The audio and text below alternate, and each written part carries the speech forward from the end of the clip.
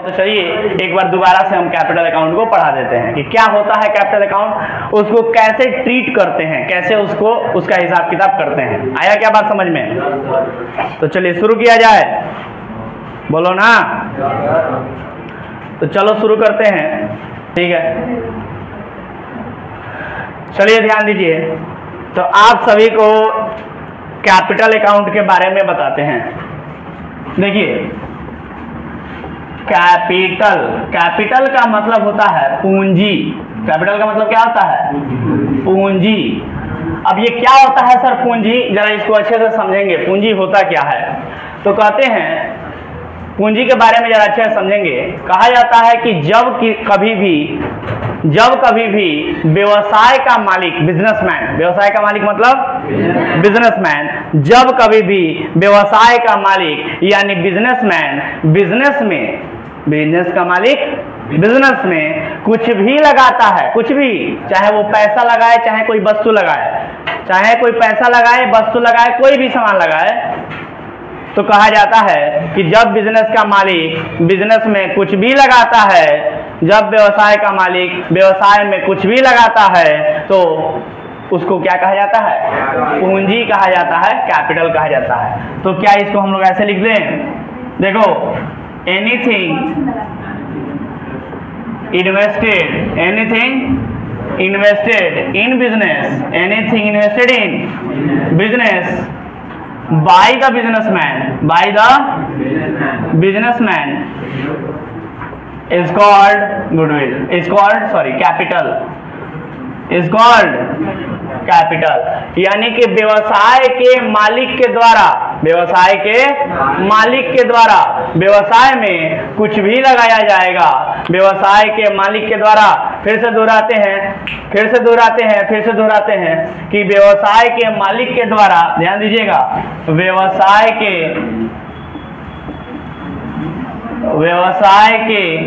मालिक के द्वारा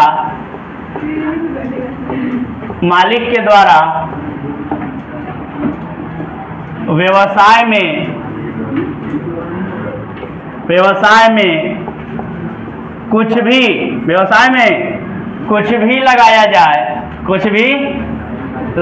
जाए, उसे क्या कहते हैं जी? बोलोगे? उसे पूंजी कहते हैं। क्या कहते हैं? पूंजी कहते हैं। यानी अब व्यवसाय का मालिक, मान लो मिस्टर अभी व्यवसाय के मालिक हैं और व्यवसाय में कुछ भी लगाते हैं, जैसे पैसा लगाएं। व्यवसाय में क्या लगाएं? पैसा, कैश। तो व्यवसाय में अगर कैश लगाते हैं तो कहा जाएगा कि बिजनेस में क्या आया? पूंजी आया। व्यवसाय में क्या हुआ? पूंजी आया। और पैसे के अलावा कोई दूसरी वस्तु भी लगा सकते हैं, जैसे मान लो कि हमारे पास कुछ फर्नीचर था, और व्यवसाय में आप सभी जानते हैं कि फर्नीचर की भी आवश्यकता पड़ सकती है ना। जिस वस्तु का बिजनेस करते हैं वो तो ठीक ही है सर, लेकिन कुछ फर्नीचर की भी आवश्यकता पड़ सकती है, कुछ मशीनों की आवश्यकता पड़ सकती है। पड़ेगी नहीं पड़ेगी? तो हो सकता है कि हमने कुछ फर्नीचर भी ले आके बिजनेस में लगा दिया, कुछ मशीन भी लगा दिया, तो वो सारा का सारा क्या कहा जाएगा? कि व्यवसाय में पूंजी लगाया गया है। आया बात समझ में? व्यवसाय में क्या लगाया गया है? पूंजी लगाया गया है। तो कहेंगे कि सर एग्जाम्पल के रूप में यहाँ पर हम कह सकते हैं कि मिस्टर अभी, ध्यान देंगे यहाँ पर एग्जाम्पल के रूप में लिखते हैं मिस्टर अभी, यानी कि मिस्टर अभी नाम के एक व्यवसायी है, बिजनेसमैन है। इन्वेस्टेड यानी इन्वेस्ट कर रहे हैं, लगा रहे हैं। इन्वेस्ट करने माने निवेश करना, मतलब लगाना। क्या लगाना? इन्वेस्टेड कैश, पैसा लगा रहे हैं बिजनेस में। क्या लगा रहे हैं? Invested cash in the business. तो ये व्यवसाय में जो पैसा लगाया गया ना, इन्वेस्ट किया गया ना जो पैसा बिजनेस में, आया कि नहीं बात समझ में? ये जो पैसा व्यवसाय के मालिक के द्वारा व्यवसाय में लगाया गया है, इसी पैसे को क्या बोलते हैं? इसी कैश को क्या बोलेंगे? कि बिजनेस में कैश आया, यानी बिजनेस में क्या आया? कैपिटल यानी पूंजी आया। आया क्या बात समझ में? बोलो। तो व्यवसाय में कैश लगाया जाए या व्यवसाय में कुछ और भी चीज लगाया जाए, मान लो कि कहेंगे कि व्यवसाय का मालिक मिस्टर अभी जो है वो व्यवसाय में मशीन लगाया। क्या लगाया? व्यवसाय में मशीन लगाया। तो अगर व्यवसाय में मशीन भी लगाया ना, तो उस मशीन को भी क्या कहा जाएगा? कि व्यवसाय में क्या आया? पूंजी आया, व्यवसाय की पूंजी बढ़ी। आया क्या बात समझ में? बोलो ना। तो ध्यान देंगे कि जब कभी भी व्यवसाय के मालिक के द्वारा व्यवसाय में कुछ भी लगाया जाए तो क्या कहते हैं उसको? कैपिटल कहते हैं, पूंजी कहते हैं। व्यवसाय के मालिक के द्वारा व्यवसाय में कुछ भी लगाया जाए तो उसको क्या कहते हैं? पूंजी कहते हैं, कैपिटल कहते हैं। अब अगली बात ध्यान रखिए इस कैपिटल के बारे में। अगली बात ध्यान में रखिए इधर कि सर जब कभी भी, ध्यान से सुनिएगा, जब कभी भी व्यवसाय के मालिक के द्वारा, जब कभी भी व्यवसाय के मालिक के द्वारा व्यवसाय में कुछ भी लगाया जाता है तो सर व्यवसाय के मालिक का नाम नहीं लिखा जाता है। व्यवसाय के मालिक का नाम नहीं लिखा जाता है। ये कंसेप्ट ध्यान में रखिएगा, आप लोगों को पढ़ाया जाएगा आगे, एक चैप्टर पढ़ाया जाएगा जिसका नाम है अकाउंटिंग प्रिंसिपल यानी लेखांकन सिद्धांत। उसमें एक प्रिंसिपल आता है जिसका नाम है बिजनेस एंटिटी कॉन्सेप्ट। आया बात समझ में? बिजनेस एंटिटी कॉन्सेप्ट यानी व्यवसाय की इकाई स्वामित्व। ये एक प्रिंसिपल यानी एक सिद्धांत पढ़ाया जाएगा, चैप्टर एक चैप्टर है अकाउंटिंग प्रिंसिपल के नाम से, उसमें ये पढ़ाया जाएगा। तो लेकिन उसका कंसेप्ट क्या है, उसके कंसेप्ट का यूज यहाँ पर है तो हम यूज समझा देते हैं, जरा समझिएगा। कहता है कि जब कभी भी व्यवसाय के मालिक के द्वारा व्यवसाय में कुछ भी लगाया जाता है तो उसका नाम नहीं लिखा जाता है। फिर से दोहराते हैं, जब कभी भी व्यवसाय के मालिक के द्वारा व्यवसाय में कुछ भी लगाया जाए, चाहे वो पैसा हो चाहे पैसे के अलावा कोई और वस्तु हो, तब व्यवसाय के मालिक का नाम नहीं लिखा जाता है, बल्कि जो ये शब्द हम लोग कैपिटल कह रहे हैं ना, पूंजी, ये कैपिटल शब्द ही, ये पूंजी शब्द ही व्यवसाय के मालिक को क्या करता है? रिप्रेजेंट करता है, इंडिकेट करता है, बताता है। मतलब ये कैपिटल शब्द ही बिजनेसमैन के नाम को रिप्रेजेंट करता है, बिजनेसमैन का प्रतिनिधित्व करता है। आ रहा क्या बात समझ में? ये कैपिटल शब्द ही बिजनेसमैन के नाम को क्या करता है? उसके नाम का प्रतिनिधित्व करता है, यानी उसके नाम को रिप्रेजेंट करता है। यानी कि अगर आपने कहीं कैपिटल अकाउंट शब्द लिखा हुआ है तो माना जाएगा कि बिजनेसमैन ने बिजनेस में कुछ लगाया है। कहीं भी अगर कैपिटल अकाउंट लिखा हुआ मिले, इसका सीधा सा मतलब है कि बिजनेसमैन ने बिजनेस में कुछ लगाया है। आया बात समझ में? जब कभी भी कैपिटल अकाउंट कहीं लिखा हुआ मिल जाए तो इसका अर्थ माना जाएगा कि बिजनेसमैन ने बिजनेस में कुछ लगाया है। आया क्या बात समझ में? तो जरा ध्यान देंगे, यहाँ पर देखिए एक ट्रांजैक्शन आप लोगों को बताते हैं। वैसे तो हम आप लोगों को रिकॉर्डिंग ऑफ ट्रांजैक्शन सिखा ही रहे हैं, तो उसी में अगला ट्रांजैक्शन सीखेंगे। लिखा है, ध्यान दीजिए, इधर लिखा है business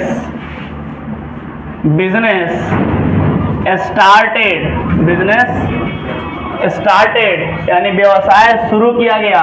business started with cash, business started with cash यानी व्यवसाय नगद से शुरू किया गया, व्यवसाय नगद से प्रारंभ किया गया। रुपीज मान लो 1 लाख रुपया। तो इसको अगर हम लोग इंग्लिश में भी हिंदी में भी लिखे तो कैसे लिखेंगे कि नगद से व्यापार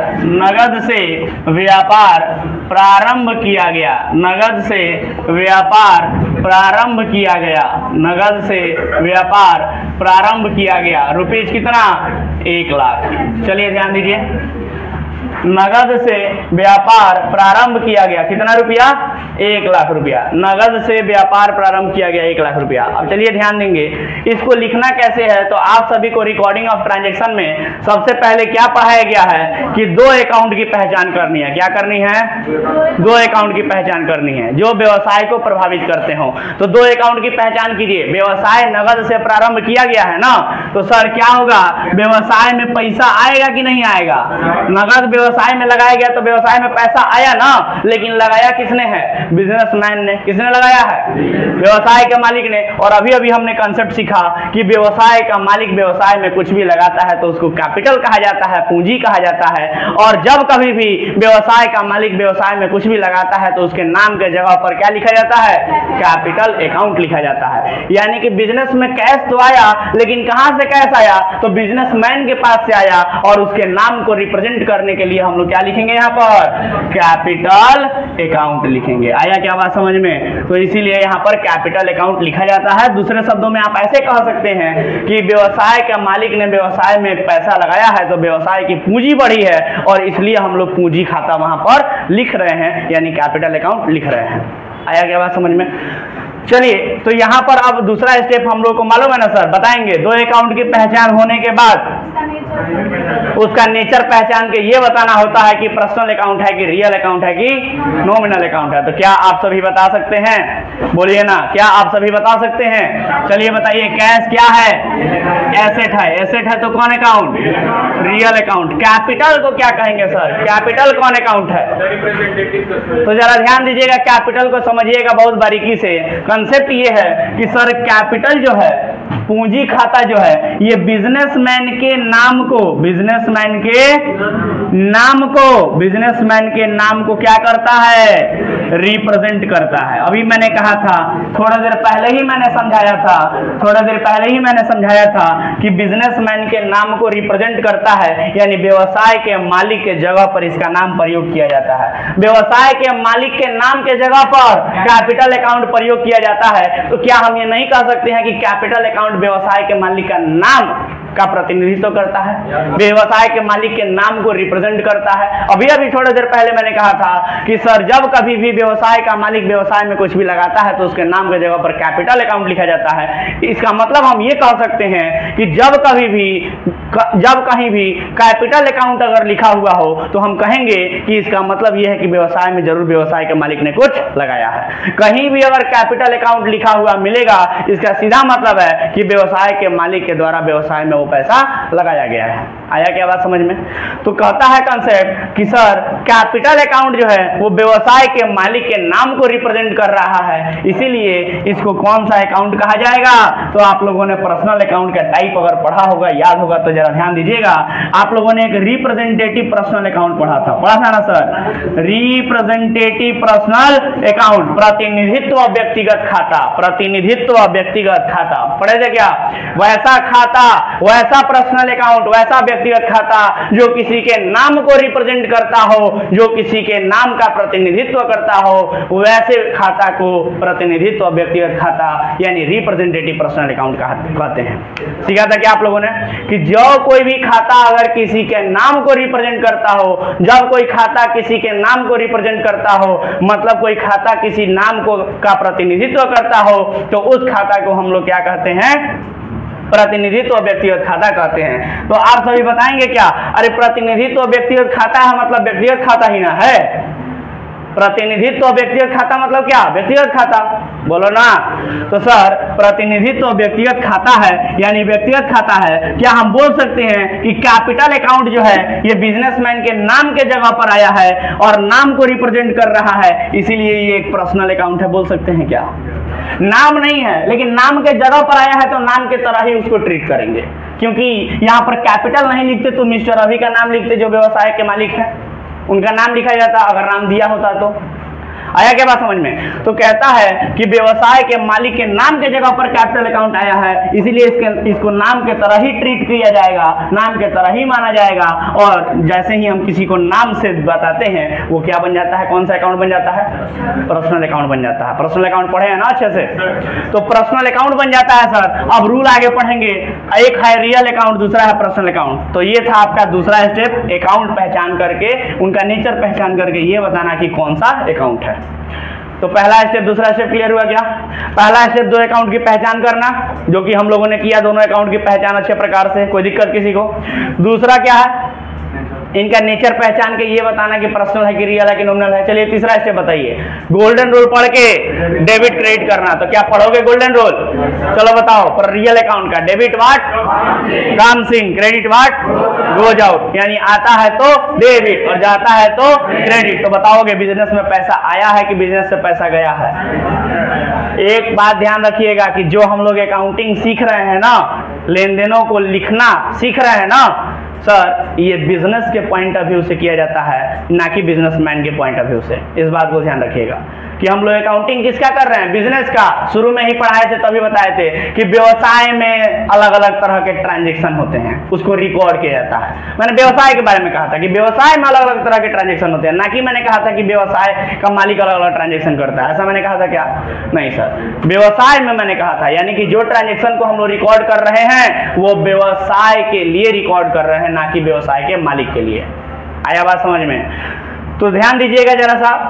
तो व्यवसाय के पॉइंट ऑफ व्यू से यहाँ पर रिकॉर्ड करना है। तो अगर कैश के बारे में सोचा जाए तो बताएंगे कि कैश बिजनेस में आया है या बिजनेस से गया है। बिजनेस के मालिक ने व्यवसाय शुरू किया है ना नगद पैसा लगा के, तो पैसा बिजनेस में आया कि बिजनेस से गया? बिजनेस में आया सर, पैसा बिजनेस में आया है। तो रियल अकाउंट का रूल क्या कहते हैं? Debit what comes in, credit what goes out. तो बताएंगे डेबिट व्हाट कम्स इन लिखेंगे या क्रेडिट व्हाट गोज आउट लिखेंगे? डेबिट व्हाट कम्स इन लिखेंगे। कोई दिक्कत? चलो अब ये पर्सनल अकाउंट का रूल है, तो पर्सनल अकाउंट का रूल पढ़ेंगे। बताइए पर्सनल अकाउंट का रूल क्या कहता है? Debit the receiver, credit the giver, यानी कि लेने वाले को डेबिट करते हैं और देने वाले को क्रेडिट करते हैं। तो जरा बात कीजिएगा पर्सनल अकाउंट यानी कैपिटल अकाउंट के बारे में। मान लीजिए कि यहाँ पर बिजनेस शुरू किया गया है नगद लगा के, तो मान लीजिए कि मिस्टर अभी ने व्यवसाय शुरू किया है पैसा लगा करके, तो मिस्टर अभी ने पैसा बिजनेस से लिया है या बिजनेस को पैसा दिया है? बोलो ना सर, बिजनेस शुरू किए हैं पैसा लगा के, तो पैसा लिए हैं या पैसा दिए हैं? पैसा दिए हैं, तो डेबिट द रिसीवर होंगे या क्रेडिट द गिवर होंगे? क्रेडिट द गिवर होंगे ना। तो सर मेरे ही नाम के जगह पर ना कैपिटल अकाउंट लिखा गया है जिसको नाम के तरह पे ट्रीट किया जा रहा है, इसीलिए वो पर्सनल अकाउंट है। तो क्या यहाँ पर डेबिट द रिसीवर लिखे या क्रेडिट द गिवर लिखे? क्रेडिट द गिवर लिखेंगे। लॉजिक समझ में आ रहा है क्या कि आखिर ये क्रेडिट क्यों होता है, कैपिटल अकाउंट आखिर क्रेडिट क्यों होता है? ये लॉजिक समझ में आया क्या? सर रटने वाली बात नहीं कि कैश अकाउंट को जब भी व्यवसाय प्रारंभ किया जाएगा तो cash account debit to capital account लिख लेंगे। ये रटने की चीजें नहीं होती हैं, उसके पीछे लॉजिक पता होना चाहिए कि आखिर ये डेबिट हुआ तो क्यों हुआ और कैपिटल अकाउंट क्रेडिट हुआ तो क्यों हुआ। लॉजिक समझ में आ रहा है क्या?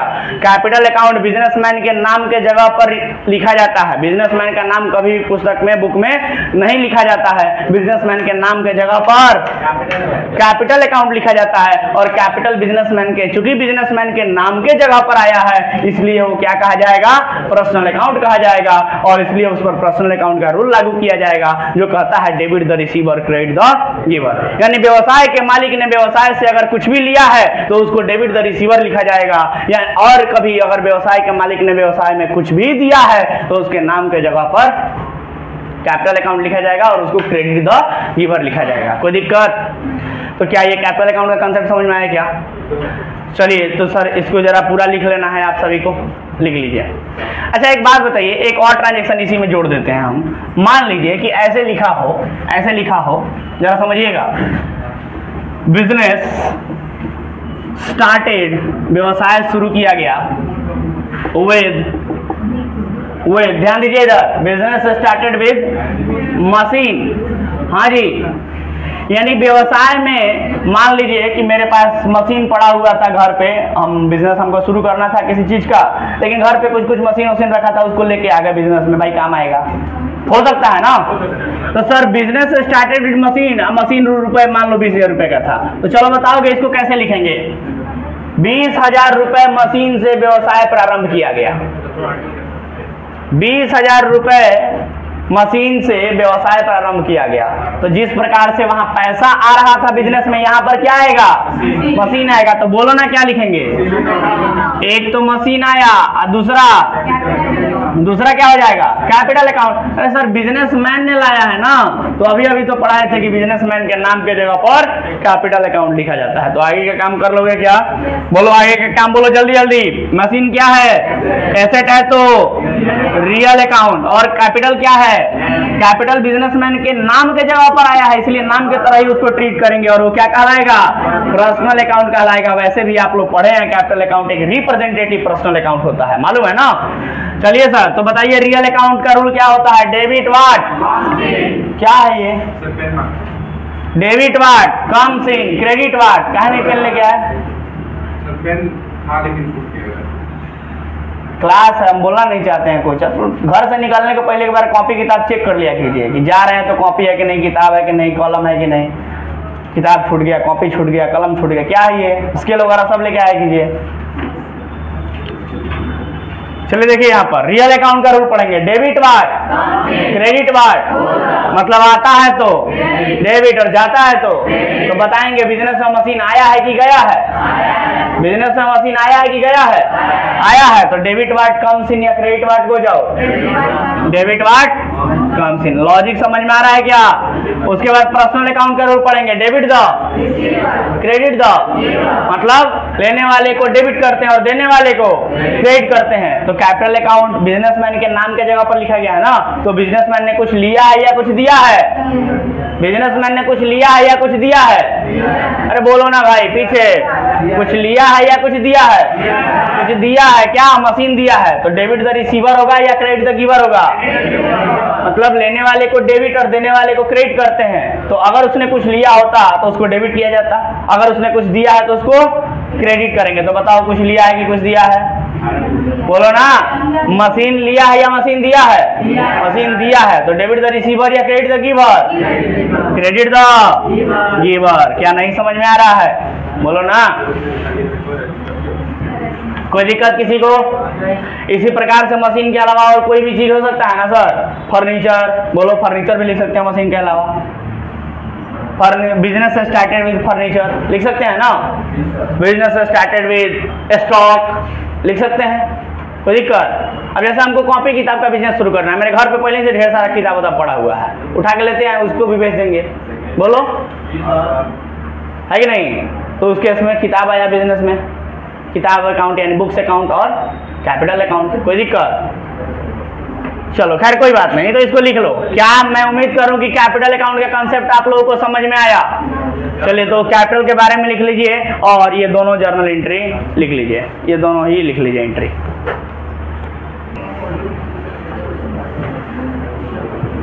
तो मैं उम्मीद करूं कि अभी तक आप लोग लिख लिए होंगे।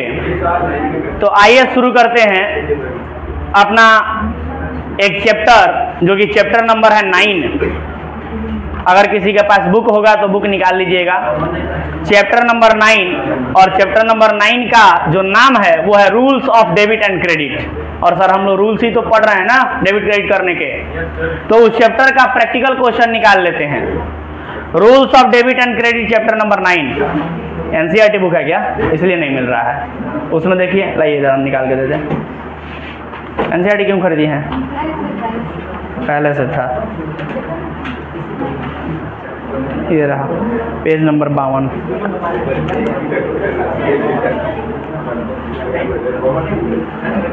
इसमें क्वेश्चन मैथ थोड़ी करेगा, हम एनसीईआरटी थोड़ी पढ़ा रहे हैं, दूसरा वो एसबीपीडी है, तो क्वेश्चन मैच नहीं करेगा। तो जो हम क्वेश्चन बोलते हैं उसको सुनिए। Rules of debit and credit chapter है, चैप्टर नंबर 9, और इस चैप्टर का प्रैक्टिकल क्वेश्चन नंबर 1 हम बताने जा रहे हैं। ये रूल्स ऑफ, अगर किसी के पास किताब है तो निकाल लीजिए, और नहीं है तो मेरी बातों को ध्यान से सुनिए। Chapter number 9 rules of debit and credit, यही हम लोग पढ़ रहे हैं और इसका प्रैक्टिकल क्वेश्चन हमें करना है, ठीक है? इसका प्रैक्टिकल क्वेश्चन निकाल लीजिए, अगर है बुक तो आप लोगों के पास। निकला क्या? वो नया वाला बुक है इस बार का, लाओ सबको दिखा दे एक बार कौन सा बुक लेना है। देखिए आप सभी को अगर बुक लेना है, किताब लेना है, तो ये अकाउंटेंसी यानी लेखा शास्त्र का पुस्तक है, किताब है। एसबीपीडी पब्लिकेशन, एसके सिंह उसके राइटर हैं, 11th क्लास का ये बुक है, एसबीपीडी पब्लिकेशन है, एसके सिंह राइटर हैं। किसी भी दुकान पे जाके बोलिएगा कि हमको अकाउंट्स का किताब चाहिए 11th क्लास का, तो वो यही निकाल के देंगे, ठीक है? बिहार बोर्ड में यही किताब पढ़ाया जाता है यहाँ पर, ठीक है? वैसे अगर आप हमारी बात करें तो हम सीबीएसई का भी बैच चलाते हैं शाम को, और उसमें एनसीईआरटी और दूसरे टीएस ग्रीवाल वगैरह किताब से पढ़ाते हैं। ये किताब सीबीएसई में नहीं चलता है, बिहार बोर्ड में ये किताब चलता है। बिहार बोर्ड के बैच में इस किताब से पढ़ाया जाता है। खैर किताब कोई भी हो, कंसेप्ट थोड़ी बदल जाएगा, कंसेप्ट वही रहता है। तो चलिए बात सुनिए जरा। तो इसमें हो सकता है कुछ बच्चे हिंदी माध्यम के हो, कुछ बच्चे इंग्लिश माध्यम के हो, ठीक है? तो अगर जो बच्चे हिंदी माध्यम के हैं, हिंदी मीडियम, मतलब अगर आप लोगों को हिंदी में इकोनॉमिक्स और बिजनेस स्टडी पढ़ना है तो फिर वैसे स्टूडेंट इस किताब को भी हिंदी मीडियम में खरीदेंगे। और ये जो मेरे हाथ में किताब है ये हिंदी मीडियम बुक है, हिंदी मीडियम बुक है। इसकी पहचान क्या है कि इसके ऊपर हिंदी मीडियम में लिखा हुआ है। अंदर जब आप लोग निकालिएगा तो इसमें जो भी थ्योरी चैप्टर दिए होंगे वो थ्योरी चैप्टर की सारी थ्योरी बातें हिंदी में लिखी होंगी। लेकिन इंग्लिश मीडियम जो किताब होगा उसके ऊपर ये हिंदी में नहीं लिखा होगा, सिर्फ और सिर्फ इंग्लिश में लिखा होगा अकाउंटेंसी। तो अगर आप में से कोई इंग्लिश मीडियम है तो केवल इंग्लिश मीडियम में खरीदेंगे जिसके ऊपर यहाँ पर केवल अकाउंटेंसी इंग्लिश में लिखा होगा। आया बात समझ में? किताब की पहचान हो गई। कोशिश कीजिए आज से कल में सब लोग किताब खरीद ले, ठीक है? कितने का पड़ा वैसे किताब?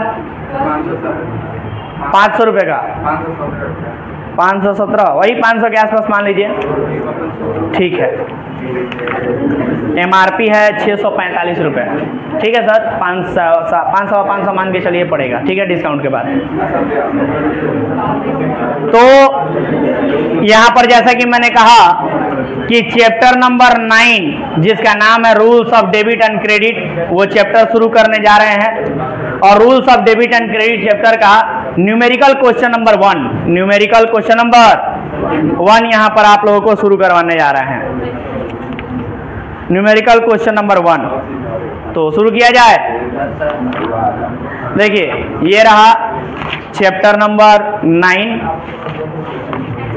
Chapter number 9 rules of debit and credit. Chapter का नाम है rules of debit and credit, chapter number 9। और इसका प्रैक्टिकल क्वेश्चन निकाल लीजिए। इसमें जो भी चीजें हम लोगों को पढ़नी है वो सब हम लोग पढ़ लिए हैं। मतलब डेबिट क्रेडिट का रूल, कहने का मतलब personal account, real account, nominal account का जो रूल पढ़े हैं ना वही तो है rules of debit and credit, है कि नहीं? उसके लिए हमने पहले पर्सनल अकाउंट पढ़ा, फिर रियल अकाउंट, फिर नॉमिनल अकाउंट पढ़े ना अच्छे से। चले सर, वही सब इसमें दिया हुआ है थ्योरी में, वो सब हम लोगों ने पढ़ लिया है। और अब हम लोगों को सीधे सीधे प्रैक्टिकल क्वेश्चन बनाना है। तो यूजफुल क्वेश्चन यहाँ से शुरू हो रहा है, लेकिन इस क्वेश्चन में भी तरह तरह के अलग अलग टाइप के क्वेश्चन दिए हैं। हम लोगों को सिर्फ और सिर्फ कैसे क्वेश्चन बनाने हैं? प्रैक्टिकल क्वेश्चन, जो कि नए वाले किताब में पेज नंबर 138 से शुरू हुआ है, यहाँ नीचे से पेज नंबर 138 से शुरू हुआ है नीचे से, ठीक है? यहाँ पे प्रैक्टिकल क्वेश्चन, क्रियात्मक प्रश्न। तो आइए क्वेश्चन नंबर 1 को जरा देखते हैं और क्या कहता है। क्वेश्चन नंबर 1 पढ़े क्या? लो, तो जिसके पास बुक है वो बुक निकाल के देखेंगे, लेकिन अगर बुक नहीं है तो वो लोग मेरी बातों को ध्यान से सुनेंगे और समझेंगे कि करना क्या है। लिखा है क्वेश्चन नंबर 1 के ऊपर लिखा है analyse the following transactions according to the traditional approach. मतलब कि आप लोगों को परंपरागत तरीके से, परंपरागत तरीका मतलब ट्रेडिशनल अप्रोच पढ़े हो ना, परंपरागत तरीका जिसमें personal account, real account, nominal account, ये 3 आता है। पढ़ा है कि नहीं पढ़ा है? तो कहता है कि उसी परंपरागत तरीके के माध्यम से दिए गए लेन देनों का क्या करना है? दिए गए लेन देनों को एनालाइज करना है, यानी कि दिए गए लेन देनों का विश्लेषण करना है। अब लेन देनों का विश्लेषण करने का क्या मतलब हुआ सर? लेन देनों का विश्लेषण करने का मतलब यही है कि एक लेन देन दिया हुआ है और उसका ये रहा विश्लेषण। पहले 2 अकाउंट की पहचान करनी है, फिर उनका नेचर पहचान के ये बताना है कि पर्सनल है कि रियल है कि नॉमिनल है, और फिर उनका गोल्डन रूल पढ़ के डेबिट और क्रेडिट करना है। लॉजिक समझ गए क्या? तो ये है लेन देनों का विश्लेषण। आया बात समझ में? तो चलिए इसी प्रकार से लेन देनों का विश्लेषण करना है। मैं उम्मीद करता हूं कि ये सब आप लोग लिख लिए होंगे। और क्वेश्चन नंबर 1 दिया हुआ है, उसका पहला ट्रांजेक्शन यानी पहला लेन देन हम पढ़ने जा रहे हैं, उसको लिखेंगे भी और साथ में आप लोगों को भी लिखना है और उसको एनालाइज भी करना है, मतलब उसका विश्लेषण भी करना है, यानी इस प्रकार से भी उसको लिखना है। समझ गए बात? तो पहला ट्रांजेक्शन लिखे क्या? बोलो ना। पहला ट्रांजेक्शन लिखा हुआ है Mahesh started his business with cash. चलो तो इधर मिटा के लिखते हैं, इधर साइड में।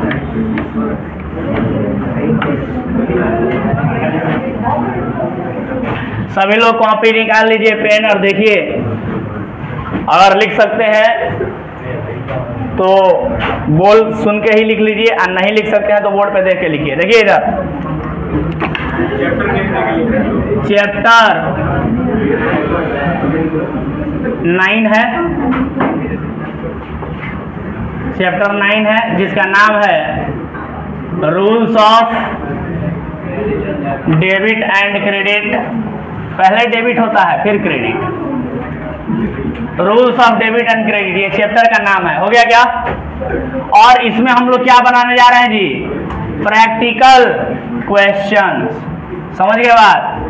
और practical question number 1, rules of debit and credit, practical question number 1, जिसमें प्रैक्टिकल क्वेश्चन नंबर 1 जो है उसका ट्रांजैक्शन नंबर 1 क्या लिखा हुआ है सर? महेश लिखे क्या यहाँ पर? Mahesh started business with cash. Mahesh started business with cash, ये प्रैक्टिकल क्वेश्चन जो है वो नए वाले किताब में पेज नंबर 138 में दिया हुआ है। तो आप लोग अगर किताब खरीदेंगे तो डायरेक्ट 138 पेज नंबर निकाल लीजिएगा, उसमें आप लोगों को दिख जाएगा। Mahesh started business with cash, इतना ही लिखा हुआ है। Mahesh started his business with cash, यहाँ पर हिज छूट गया है, लिख सकते हैं आप लोग हिज बिजनेस विद कैश, यानी महेश ने अपना व्यापार नगद से प्रारंभ किया। क्या हिंदी भी लिख दे इसका? महेश ने अपना व्यापार नगद से प्रारंभ किया। महेश ने अपना व्यापार नगद से प्रारंभ किया। महेश ने अपना व्यापार नगद से प्रारंभ किया। चलिए, तो मैं चाहूंगा कि आप लोग इसका आंसर बताएं। महेश ने अपना व्यापार नगद से प्रारंभ किया है, तो बता सकते हैं आंसर इसका? 2 अकाउंट की पहचान बताइए। पहला, वेरी गुड, पहला हो जाएगा कैश अकाउंट। दूसरा हो जाएगा कैपिटल अकाउंट, है कि नहीं? तो चलिए दूसरा लिखते हैं, कैपिटल अकाउंट। सर, मैं आप लोगों से जानना चाहूंगा कि ये कैपिटल अकाउंट क्यों लिखा गया है यहाँ पर?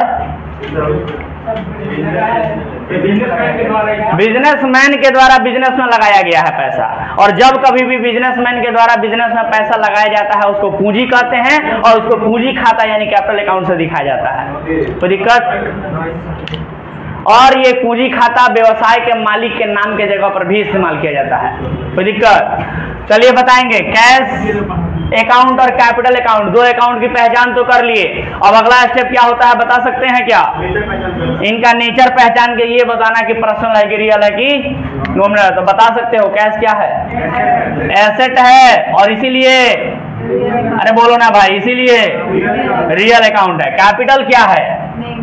कैपिटल तो महेश के नाम के जगह पर आया है ना, महेश के नाम के जगह पर आया है ना कैपिटल। अभी सिखाए थे कैपिटल अकाउंट के बारे में डिटेल में। तो महेश के नाम के जगह पर कैपिटल आया है, इसीलिए उसको नाम के तरह ही ट्रीट करेंगे, और इसलिए उसको कौन सा अकाउंट कहा जाएगा? Personal account. अच्छा, अगर कोई पूछे पर्सनल में भी कौन सा पर्सनल? Representative personal account. ठीक है सर, गुड। तो दूसरा स्टेप हमारा हो गया। कोई दिक्कत? पहला स्टेप ये था 2 अकाउंट की पहचान करना। दूसरा स्टेप है उनका नेचर पहचान के ये बताना कि पर्सनल है कि रियल है कि नॉमिनल है। कोई दिक्कत? और तीसरा स्टेप बताएंगे उनका गोल्डन रूल पढ़ के उनको डेबिट क्रेडिट करना है। तो बताइए रियल अकाउंट का golden rule? Debit what, credit what. मतलब आता है तो डेबिट, जाता है तो क्रेडिट। तो बताओगे पैसा आया है कि गया है? पैसा आया है तो क्या लिखे? Debit what, comes in. Very good sir. Personal account का रूल कोई बताएगा क्या? Debit the receiver, credit the giver, यानी लेने वाले को डेबिट करते हैं, देने वाले को क्रेडिट करते हैं। तो बताओगे कि कैपिटल अकाउंट यानी बिजनेसमैन के नाम के जगह पर आया है ना जी। महेश के नाम के जगह पर आया है, तो महेश भाई ने कुछ लिया है या कुछ दिया है? अरे बोलो ना, महेश ने कुछ लिया है या कुछ दिया है? कुछ दिया है सर, पैसा दिया है ना बिजनेस को। तो रिसीवर हुआ या गिवर हुआ? गिवर हुआ, देने वाला हुआ ना, गिवर हुआ। तो डेबिट द रिसीवर लिखेंगे या क्रेडिट द गिवर लिखेंगे? क्रेडिट द गिवर लिखेंगे। क्या ये लॉजिक समझ में आ रहा है क्या? बस ऐसे ही सर सारे ट्रांजेक्शन के बारे में लिखना है। लिख सकते हैं क्या?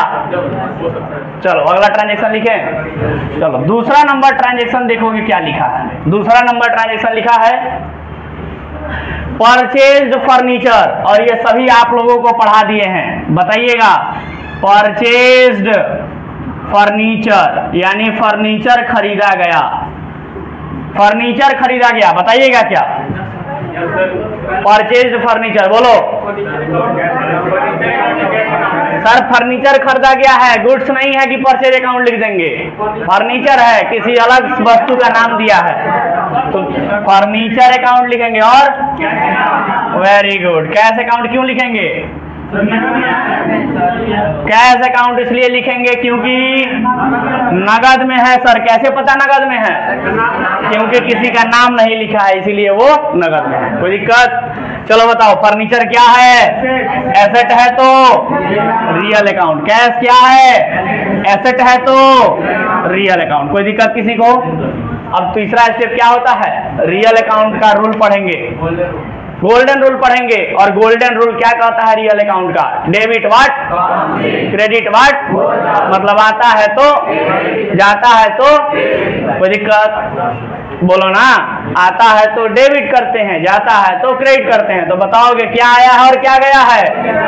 फर्नीचर आया है और पैसा गया है, तो फर्नीचर के आगे लिखेंगे डेबिट व्हाट कम्स इन, और कैश के आगे लिखेंगे क्रेडिट व्हाट गोज आउट। क्या ये बातें समझ में आ रही हैं?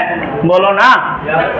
चलो अब आगे बढ़ते हैं तीसरे नंबर ट्रांजेक्शन की तरफ। ऐसे ही सारे ट्रांजेक्शन बनाओगे क्या?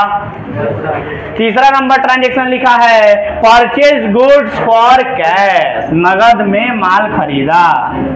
Purchase goods for cash. अच्छा, इसका हिंदी भी, हाँ कुछ लोग हिंदी माध्यम है तो हिंदी भी, इसका क्या हिंदी होगा? परचेज फर्नीचर यानी फर्नीचर खरीदा गया है ना, और फर्नीचर खरीदा गया। और इसका हिंदी क्या होगा? परचेज गुड्स फॉर कैश यानी नगद में माल खरीदा गया, नगद में माल खरीदा गया। क्या बता सकते हो? नगद में माल खरीदा गया कैसे लिखेंगे इसको? बोलो ना। अरे गुड्स खरीदे हैं ना भाई, तो जब गुड्स खरीदेंगे तो क्या लिखेंगे? परचेजेस अकाउंट लिखेंगे। किसी को दिक्कत? और नगद में खरीदे हैं तो कैश अकाउंट। Very good. चलो आगे क्या करेंगे बोलो? इनका नेचर पहचान के बताना कि पर्सनल है कि रियल है कि नॉमिनल है। चलो बताओ, परचेज क्या है?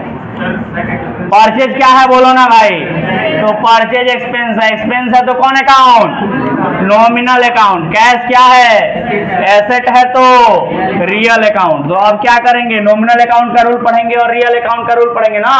कौन सा रूल? Golden rule. तो चलो नॉमिनल अकाउंट का गोल्डन रूल बोलो।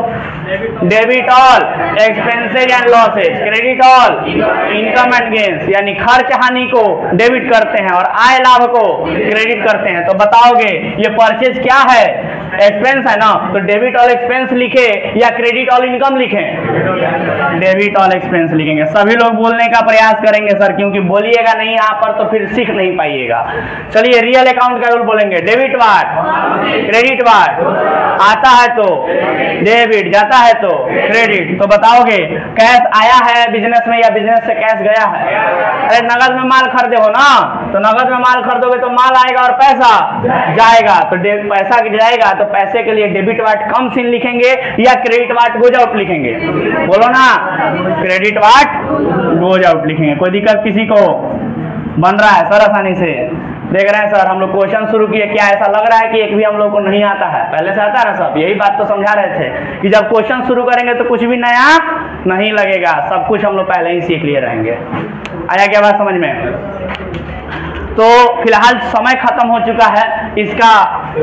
बाकी के जो ट्रांजेक्शन बच गए, पहला नंबर क्वेश्चन का भी 3 ही ट्रांजेक्शन मैंने बताया, बाकी के ट्रांजेक्शन बच गए चूंकि समय खत्म हो गया है। तो बाकी के जो ट्रांजेक्शन हैं वो अगले क्लास में हम लोग पूरा करेंगे, ठीक है? इसमें टोटल मिला के 10 गो ट्रांजेक्शन दिया हुआ है। मैं उम्मीद करूंगा कि अगर आप लोग के पास अगर किताब है, नहीं है तो खरीद लीजिए और ट्राई कीजिएगा कि इस क्वेश्चन को कंप्लीटली घर से बना के लेके आए अपने मन से। बन जाएगा सर, इसमें कुछ भी ऐसा नहीं दिया है जो नहीं बनेगा।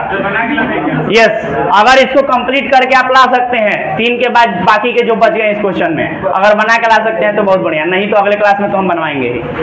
सभी लोग किताब खरीद लेंगे। तो आज के लिए मेरे तरफ से इतना ही, मिलते हैं अगले क्लास में, तब तक के लिए टाटा बाय बाय। इसको लेकिन लिख लिया है ना पूरा? Yes sir.